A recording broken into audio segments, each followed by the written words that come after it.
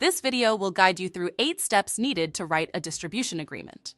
Distribution agreement drafting is a frequently requested service on the Contracts Council platform, since business owners and distributors want to make sure they are legally protected when setting up distribution relationships.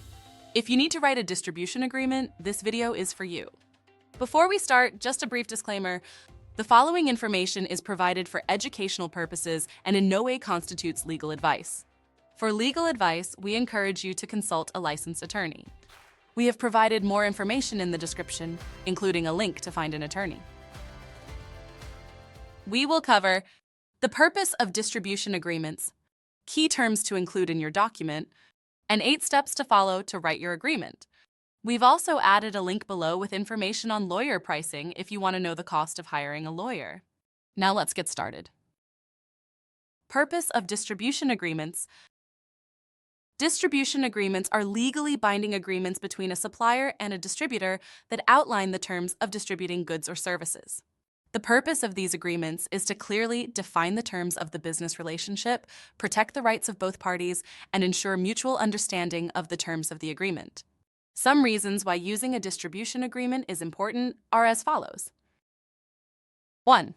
They create a clear agreement of distribution terms and conditions. 2. They protect both the supplier's and distributor's rights. 3.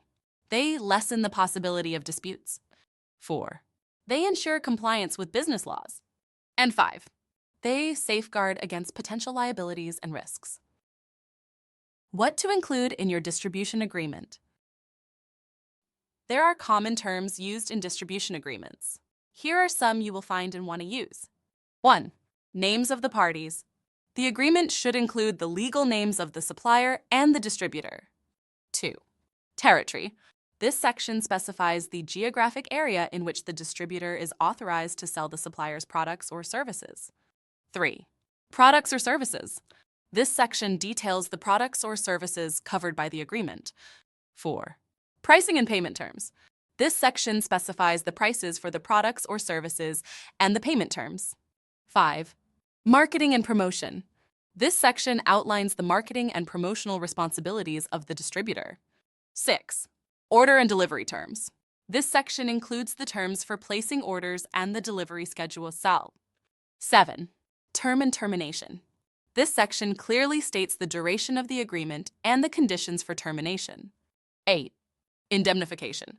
This section specifies how the parties will handle any losses arising from the agreement. 9. Confidentiality. This section protects any confidential information shared during the distribution relationship. And 10. Dispute resolution. This details the procedure the parties can take in the event of a dispute.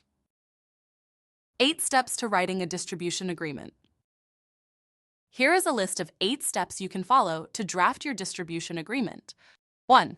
Review the commonly used clauses discussed earlier in this video or find a template online to use as a reference. This will allow you to know what to include. 2. Identify the key information you want to include in your agreement. This may include details about the territory, products or services, and pricing. 3. It is critical to use clear and concise language that both parties can understand. 4. Once you've written your clauses, organize them so that they are logical. For example, you likely want to have the territory section and pricing and payment term sections come before the indemnification and dispute resolution sections. 5. Be sure to incorporate any applicable business laws and regulations that may be specific to your state or industry. Note this may require research. 6. If you are unsure about anything, consider using Contracts Council's platform to seek advice from an experienced business lawyer that works on distribution agreements. There is a link in the description to help you find one. 7.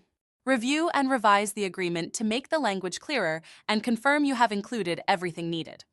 And 8. Create a single document to serve as your distribution agreement and ensure both parties have access to it. Drafting a distribution agreement is a vital step in protecting both the supplier and the distributor in a business relationship. If you need help from an experienced lawyer, feel free to search Contracts Council or visit contractscouncil.com and post a job to get quotes from lawyers to help you. Thanks for watching.